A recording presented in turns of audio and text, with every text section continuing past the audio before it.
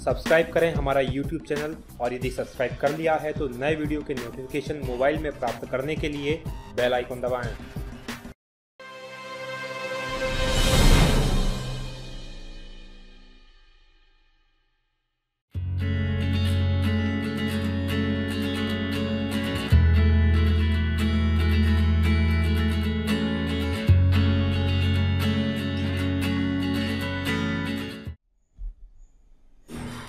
साथियों नमस्कार, बहुत स्वागत है आपका डी.एंड.के एकेडमी के वीडियोस में। मैं हूं भगवत दांगी, फाउंडर डी.एंड.के एकेडमी। बात कर रहे हैं हम विज्ञान के 1000 मोस्ट सुपर इम्पॉर्टेंट एमसीक्यूज की, और ये है हमारा 11वां भाग, 11th पार्ट। इसमें बात करेंगे क्वेश्चन नंबर 251 से लेकर क्वेश्चन नंबर 275 तक। और आपको इस वीडियो की यदि PDF चाहिए तो आपको मिल जाएगी। उसके लिए आपको विजिट करना होगा हमारी वेबसाइट www.dcampsc.com। PDF डाउनलोड करने की लिंक डिस्क्रिप्शन में दी हुई है। साथ ही आप हमारा फेसबुक पेज जरूर लाइक कर लें ताकि आपको जो अपडेट्स हैं वो मिलते रहें नए नए वीडियोस के। तो चलिए शुरू करते हैं हमारा वीडियो। निवेदन करूंगा कृपया इस वीडियो को पूरा देखें, अंत तक देखें ताकि आपको जो मैक्सिमम लाभ है उसका मिल सके। सबसे पहला प्रश्न, मानव शरीर में लाल रक्त निर्माण कहाँ होता है? यानी कि मानव शरीर के अंदर ऐसा कौन सा ऐसा होता है जहाँ पर लाल रक्त का निर्माण होता है? तो ध्यान दीजिएगा, अस्थि मज्जा जो होता है उसके अंदर लाल रक्त का निर्माण होता है, अस्थि मज्जा में। तिल्ली जो होती है, तिल्ली भी मानव शरीर के अंदर पाया जाने वाला एक महत्वपूर्ण अंग है। यहाँ पर लाल रक्त कोशिकाएं जो होती हैं उनको खत्म किया जाता है, समाप्त किया जाता है यदि उनमें कुछ प्रॉब्लम आ जाती है तो तिल्ली के अंदर ये काम होता है। साथ में लाल रक्त कणिकाओं का जो मुख्य कार्य होता है वो ऑक्सीजन का परिवहन करना होता है। हृदय की बात करें तो हृदय जो काम करता है वो खून की पंपिंग करने का काम करता है, यानी कि पूरे शरीर में खून को ले जाने का काम करता है। और यकृत सबसे बड़ी जो है ग्रंथि है मानव शरीर में पाई जाने वाली। तो ये थी इंपॉर्टेंट बातें। लोहे में जंग लगने पर बनने वाला पदार्थ कौन सा है? जब लोहे के अंदर जंग लगती है, ध्यान दीजिएगा लोहे के अंदर जंग क्यों लगती है? दो चीज़ों की जरूरत होती है लोहे में जंग लगने के लिए। सबसे पहली चीज़ की आवश्यकता होती है ऑक्सीजन, और दूसरी जो चीज़ की आवश्यकता होती है जल। जब ये दोनों मिल जाते हैं तभी जो लोहे में जंग लग जाती है। जब लोहे में जंग लगती है तो लोहे का जो वजन हो जाता है वो बढ़ जाता है। तो लोहे में जंग लगने से कौन सा पदार्थ बनता है? ध्यान दीजिएगा, ऑक्सीजन मिलेगी यानी कि ऑक्सीकरण होगा, और ऑक्सीकरण होगा तो क्या बनेगा? ऑक्साइड बनेगा। तो फेरिक ऑक्साइड इसका सही आंसर है। मैमथ निम्न में से किसके पूर्वज थे? आप देख रहे होंगे ये मैमथ होता था, पहले पाया जाता था, अब पृथ्वी पर नहीं पाया जाता। तो आप देखकर समझ गए होंगे ये जो थे हाथी के पूर्वज हुआ करते थे। निम्न में से कौन सी धातु अपने ही ऑक्साइड से रक्षित होती है? यानी कि इसमें जंग नहीं लगती, इसके ऑक्सीकरण की क्रिया इसके तहत नहीं होती। ये जो होता है ऑक्सीकरण नहीं करता अपने साथ, यानी ऑक्सीजन के साथ क्रिया नहीं करता। तो एल्यूमिनियम जो धातु होती है वो ऑक्सीकरण की क्रिया नहीं करती और ऑक्साइड से रक्षित होती है। अगले प्रश्न की बात करें तो निम्नलिखित में से शरीर में से कौन से अंग का प्रत्यारोपण नहीं किया जा सकता? शरीर के कौन सा अंग है जिसका प्रत्यारोपण अभी तक नहीं किया गया है? देखिए, गुर्दे का किया जा सकता है, हृदय का किया जा सकता है, फेफड़े का किया जा सकता है, लेकिन मस्तिष्क का नहीं किया जा सकता है। आंखों की दूरदृष्टि की बीमारी किस कारण से होती है? ध्यान दीजिएगा, आंखों की दूरदृष्टि की बीमारी रेटिना के छोटे हो जाने के कारण नहीं होती, क्योंकि रेटिना तो पर्दा होता है और पर्दे के छोटे या बड़े होने से कोई प्रॉब्लम इतनी ज़्यादा नहीं होती। पुतली के फैल जाने से भी बीमारी नहीं होती है। जो नेत्र गोलक होता है, जिसे हम लेंस कहते हैं, आंखों के अंदर जो होता है वो अगर छोटा हो जाता है तो ये बीमारी हो जाती है। दूर दृष्टि दोष के अंदर दूर की वस्तुएं तो सही दिखाई देती हैं, जो पास की वस्तुएं होती हैं वो सही नहीं दिखाई देती। और इसको ठीक करने के लिए जिस लेंस का यूज़ किया जाता है उसका नाम है अवतल लेंस। ऐसा अवतल लेंस जो होता है वो ऐसा होता है। देखिए, अवतल लेंस दूर दृष्टि दोष में होता क्या है कि आंखों के अंदर जो फोकस होता है, मतलब जैसे रेटिना पर फोकस बनना चाहिए, दोनों जो प्रकाश किरणें हैं रेटिना पर मिलनी चाहिए, लेकिन वो पहले ही मिल जाती हैं। जिस वस्तु आंखों में आती हैं और पहले ही मिल जाती हैं, जबकि उन्हें मिलना यही चाहिए। जब अब ये क्या करता है, जो अवतल लेंस होता है वो चीज़ों को क्या कहता है? फैला देता है। ठीक है, जो प्रकाश किरण है उसको इस तरह से फैला देता है, और फैलने से क्या हो जाता है, वो थोड़ी सी दूर जाके मिलती हैं, यानी इस पॉइंट पर जाकर मिल जाती हैं और दूर दृष्टि दोष समाप्त हो जाता है। तो और निकट दृष्टि दोष के लिए कौन से लेंस का प्रयोग किया जाता है? तो उसके लिए उत्तल लेंस का प्रयोग किया जाता है। ये अवतल लेंस है। चलिए अगले प्रश्न की बात करें तो अगले प्रश्न में हम बात करेंगे एक वृक्ष के पुराने तने की अनुप्रस्थ काट। अनुप्रस्थ काट मतलब क्या होता है, देखिए दो तरह की काट होती है, एक होती है वर्टिकल, एक होती है हॉरिजॉन्टल। तो इसमें हम बात कर रहे हैं हॉरिजॉन्टल की, यानी कि इस तरह से कोई पेड़ है, पेड़ का इतना है, इसको ये काट दिया गया है। तो ये वाला जो है, ये वाला जितना इस तरह से, उसमें क्या होते हैं, वलय होते हैं। 50 वार्षिक वलय हैं। ये वलय क्या करते हैं, वलय मतलब रिंग्स होते हैं, और ये वलय पेड़ों की आयु बताने के काम आते हैं। तो कितने वार्षिक वलय हैं, 50 वार्षिक वलय हैं। तो इसमें पूछा क्या, उस पेड़ की आयु कितनी होगी। ध्यान दीजिएगा, एक वलय को बनने के लिए 1 वर्ष का समय लगता है लगभग। तो 50 वार्षिक वलय होने से उस वृक्ष की जो आयु होगी वो 50 वर्ष होगी। चलिए अगले प्रश्न की बात करें। सुअरों में मानव रिहायशी क्षेत्रों से दूर रखना किसके उन्मूलन में सहायक है। तो सुअरों जो मानव रिहायशी क्षेत्र में रहते हैं उससे जापानी एन्सेफ्लेटाइटिस नाम का रोग होता है, जिसे जापानी ज्वर कहते हैं, या जापानी मस्तिष्क रोग भी कहा जाता है। ये जो होता है मच्छर के काटने से होता है बेसिकली, और ये जो इसका जो जीवाणु जो फैलता है वो सुअर में फैलता है। मच्छर जब सुअर को काटते हैं और वही मच्छर जब इंसान को काट लेता है तो इससे ये रोग हो जाता है। तो ध्यान दीजिएगा, ये इसलिए होता है। मलेरिया की बात करें तो मलेरिया प्रोटोजोआ से होने वाला रोग है, और ये मादा एनाफिलीज जो मच्छर होती है उससे ये फैलता है।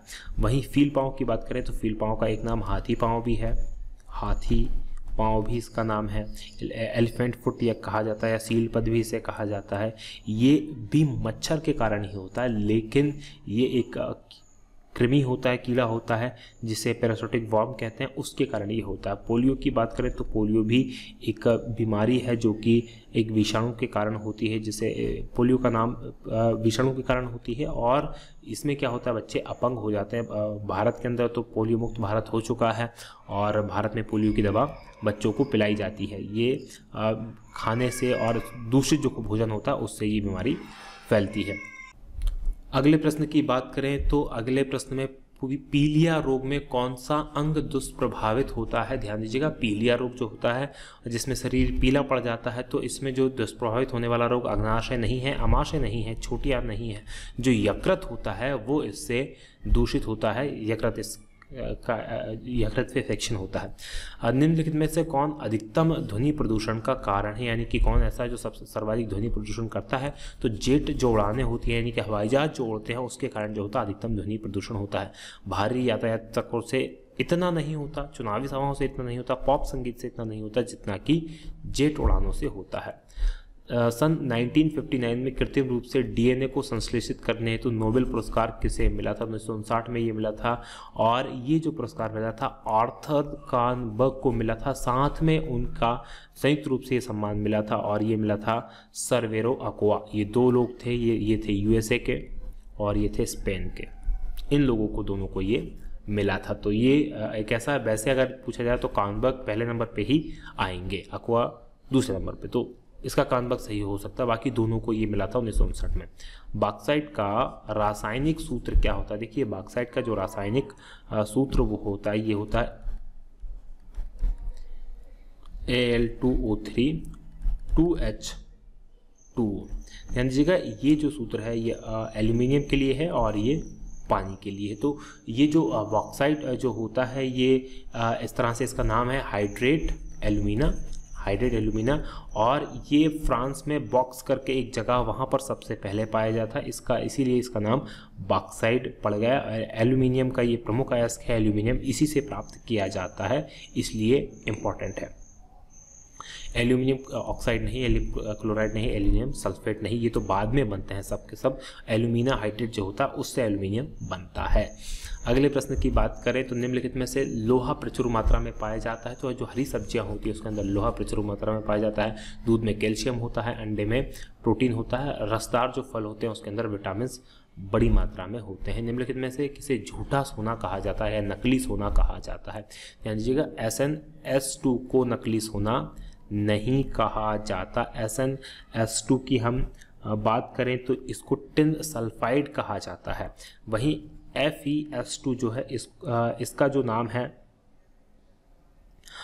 वो फेरिस सल्फेट है इसका नाम, और ये जो है फेरिस क्लोराइड है, और ये है फेरिस ऑक्साइड। तो झूठा सोना जो कहा जाता है FeS2 को कहा जाता है। ये इसको कहते हैं झूठे सोना, क्योंकि इसका कलर जो होता है पीलापन लिए इसका कलर होता है और उसी की तरह इसमें चमक होती है, इसलिए इसे झूठा सोना कहा जाता है। इसे iron sulphide, iron disulphide के नाम से भी इसे जाना जाता है, आयरन डाई सल्फाइड। ठीक है, चलिए अगले प्रश्न की बात करें तो किस प्रकार की तरंग का प्रयोग रात्रि दृष्टि उपकरण में किया जाता है। रात्रि दृष्टि उपकरण मतलब वो उपकरण होते हैं जिनको रात में देखने के लिए काम में लाया जाता है। तो ध्यान दीजिएगा, उसमें अवरक्त तरंग या जिसे इंग्लिश में कहते हैं इंफ्रारेड किरणों का यूज़ किया जाता है, जो कि रात्रि दृष्टि उपकरण जैसे ऐसे उपकरण जो कि रात में देखने के काम आते हैं उसमें इसका यूज़ किया जाता है इंफ्रारेड किरणों का। ये विद्युत चुंबकीय तरंगे होती हैं। विद्युत बल्ब के मुकाबले फ्लोरोसेंट ट्यूब अधिक पसंद की जाती है। क्यों की जाती है? क्योंकि ट्यूब में जो विद्युत ऊर्जा होती है लगभग पूरी तरह से प्रकाश ऊर्जा में परिवर्तित हो जाती है, यानी कि जो जितनी इलेक्ट्रिसिटी का हम यूज़ करते हैं वो पूरी की पूरी कन्वर्ट हो जाती है प्रकाश ऊर्जा में। बाकी दूसरे बल्ब जो होता है, विद्युत बल्ब जो साधारण बल्ब होता है उसके अंदर ऐसा नहीं होता। हालांकि CFL में ऐसा होता है, LED में ऐसा होता है। ट्यूबलाइट की बात करें, ट्यूबलाइट में जो साधारण बल्ब होता है उससे अच्छी ज़्यादा ऊर्जा देती है, कम इलेक्ट्रिसिटी को यूज़ करके, इसलिए ऐसा किया जाता है। चलिए अगले प्रश्न की बात करें तो एक वर्णांध पुरुष व सामान्य महिला की संतानों में पुत्रों के वर्णांध होने की कितनी संभावना होती है। तो यानी वर्णांध पुरुष क्या होता है? वर्णांध पुरुष का मतलब होता है ऐसा व्यक्ति जिसके अंदर कलर ब्लाइंडनेस जो होती है वो कहलाता है वर्णांध, यानी कि उसको कलरों में अंतर समझ में नहीं आता कि कौन सा कलर क्या है। लेकिन ध्यान दीजिएगा, इसमें सारे कलरों के अंदर अंतर समझ में नहीं आता, ऐसा नहीं होता। इसके अंदर जो प्राथमिक कलर होते हैं केवल उसमें से कोई एक या दो कलरों में हो सकती है, बाकी कलर सभी को ईजिली समझ में आ जाते हैं। और वो होता है, प्राथमिक कलर होते हैं RGB, रेड यानी कि लाल, ग्रीन यानी कि हरा और ब्लू यानी कि नीला। इन तीनों रंग में से या तो किसी एक की हो सकती है, किसी दो की हो सकती है, तीनों रंग की हो सकती है। बाकी सारे रंग जो होते हैं इन तीन के अलावा बाकी सब उसको दिखाई देते हैं। तो जो फेसबुक के जो CEO हैं जिनका नाम है मार्क जुकरबर्ग, उनके अंदर जो है लाल और हरे रंग की जो है वर्णांधता है, इसलिए जो होता है कलर ब्लाइंडनेस है। इसके कारण जो उनकी फेसबुक है उसकी पूरी थीम नीली है, क्योंकि लाल और हरे के साथ उनको काम करने में बहुत प्रॉब्लम आती है। उन्हें समझ में नहीं आता कि लाल कैसा है और हरा कैसा है, इसलिए इसका रंग जो है नीला है। और इसका जिक्र खुद उनने कई इंटरव्यूज़ में मार्क जुकरबर्ग ने किया है। तो इस तरह के कितनी संभावना होती है? 0% संभावना होती है ऐसा होने की पुत्रों के अंदर। चलिए अगले प्रश्न की बात करें, तारा मछली निम्नलिखित में से किस संघ का प्राणी है। ध्यान दीजिएगा, मोलस्का संघ की बात करें तो मोलस्का संघ के अंदर वो जीव आते हैं जो समुद्र के अंदर पाए जाते हैं, लेकिन उनके ऊपर एक कठोर आवरण होता है, जैसे घोंघा होता है तो उसके ऊपर एक कठोर आवरण होता है। वो इसके आते हैं मत्स्य मछली तो है ही तारा मछली, लेकिन ये संघ का नाम नहीं है। आर्थ्रोपोडा की बात करें तो आर्थ्रोपोडा के अंदर वो जीव जंतु आते हैं जो कि संधिपद यानी कि जिनके पैरों में जोड़ होते हैं, जैसे किकड़ा आपने देखा, बिच्छू आपने देखा, चींटी आपने देखी, मकड़ी आपने देखी, ये जो आते हैं आर्थ्रोपोडा के अंतर्गत आते हैं। इकानाइटोमेटा जो होता है उसके अंदर ऐसे जीव आते हैं जो तारा मछली टाइप होते हैं, यानी कि जिनके पैर जो होते हैं वो उसी में रक्त जो बहुत फैले से होते हैं, बहुत सारे इनके पैर होते हैं। तो ये जो होते हैं इनक्लाइकोमेटा में आते हैं। और पैरों का जो संरचना होती है वो इस प्रकार से होती है, जैसे तारा मछली में आपने देखा होगा कि जो अकेशुर ये इस टाइप से स्टारफिश के ये जो होते हैं, ये स्टारफिश के ये पैर होते हैं। तो इस तरह से बहुत सारे उसके अंदर पैर होते हैं। तो ये एकाइनोडर्मेटा कहा जाता है। चलिए अगले प्रश्न की बात करें तो निम्नलिखित में से किसमें अधोभूमिक अंकुरण पाया जाता है। सबसे पहले तो ये समझेंगे आखिर अधोभूमिक अंकुरण क्या होता है और अधोभूमिक अंकुरण का मतलब क्या होता है। देखिए, अधोभूमिक अंकुरण का मतलब होता है हाइपोजील। हाइपोजील में क्या होता है, जैसे जो पौधे होते हैं वो दो तरह से अंकुरित करते हैं। कुछ पौधे जो जैसे बीज नीचे डाला गया तो बीज पत्र जो होते हैं, आपने देखा होगा जब पौधे नन्हे पौधे जब उगते हैं तो कुछ ऐसे पौधे होते हैं जिनके बीज पत्र यानी कि बीज दो हिस्सों में टूट जाता है और बीज पत्र जमीन के अंदर जब रह जाता है तो उसे कहा जाता है हाइपोजील। जबकि कुछ पौधे ऐसे होते हैं जिनके बीज पत्र जमीन से ऊपर आ जाते हैं और जिन्हें कहा जाता है इपीजील। जैसे आपने अगर इपीजील की बात करें तो इसके अंदर आपने देखा होगा सब्जियां जो खासकर होती हैं, सब्जियां जब उगती है तो दो पत्ती जैसी उनके बगल में दिखाई देती हैं, लेकिन वो दो पत्तियां नहीं होती, वो बीज पत्र होते हैं जिनमें जब तक उसके पौधे के अंदर पत्तियां नहीं आती तब तक उसके लिए भोजन होता है, और जैसे जैसे उसकी पत्तियां बढ़ जाती हैं तो वो जो दो बीज पत्र होते हैं वो पीले हो जाते हैं, सूख जाते हैं और झड़ जाते हैं। छोटा पौधा आपने देखा होगा। तो ये जो होता है, तो ऐसा किस में अंकुरण होता है? देखिए कद्दू के अंदर जो होता है ऊपरी भूमि यानी जमीन के ऊपर आ जाता है, राइजोफेरा में भी ऐसा होता है और सेम में भी ऐसा होता है। लेकिन जो मक्का होती है उसके अंदर ये वाला यानी कि अधोभूमिक अंकुरण पाया जाता है। मक्का का जो बीज पत्र होता है वो जमीन से बाहर नहीं आता है।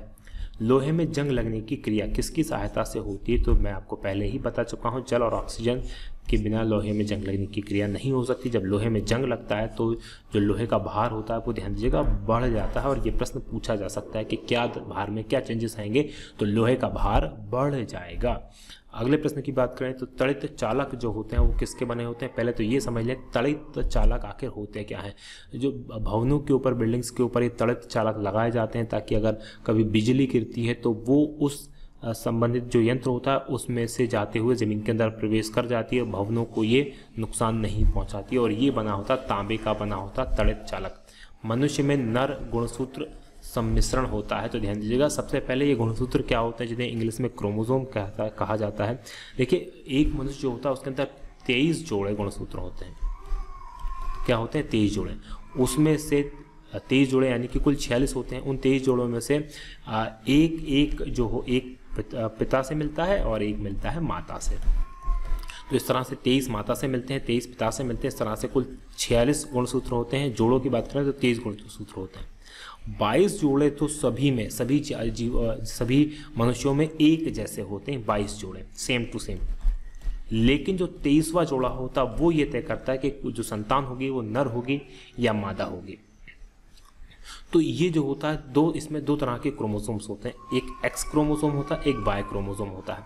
तो जब एक्स और एक्स आपस में मिलते हैं तो जो संतान होगी वो लड़की होगी, लेकिन जब एक्स और वाई क्रोमोसोम मिलते हैं तो जो संतान होगी वो लड़का यानी कि पुत्र होगा। और ध्यान दीजिएगा महिलाओं के अंदर केवल एक्स क्रोमोसोम पाए जाते हैं, पुरुषों के अंदर पाए जाते हैं एक्स या फिर वाई क्रोमोसोम। यानी पुरुषों से ही तय होता है कि जो आने वाली संतान होगी वो लड़का होगी या लड़की होगी। अब कितनी हास्यास्पद स्थिति है कि पुरुष इस बात के लिए जिम्मेदार हैं कि उनके घर में लड़की हुई है या लड़का हुआ है, लेकिन दोष दिया जाता है वहाँ की महिलाओं को। तो ध्यान दीजिएगा इसका सही आंसर है नर गुणसूत्र का जो है एक्स वाई। एक्स जो है वो लड़की के लिए। चलिए घरेलू मक्खी का लार्वा क्या कहा जाता है? तो घरेलू मक्खी का जो लार्वा होता है इसे मैंगोट कहा जाता है।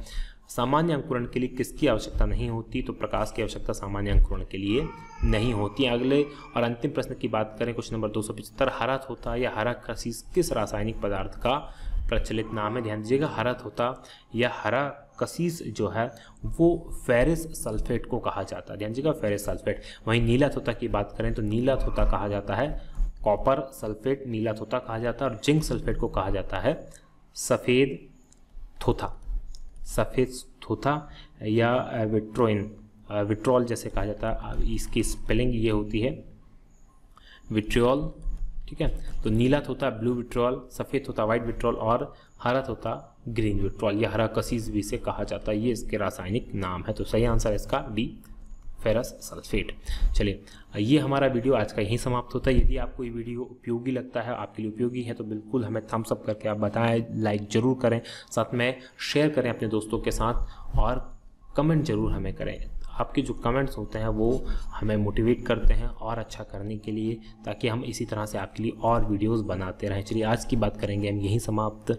आप देख रहे थे D&K अकेडमी जो है नंबर 1 GK चैनल। बहुत बहुत धन्यवाद। जय हिंद, जय भारत।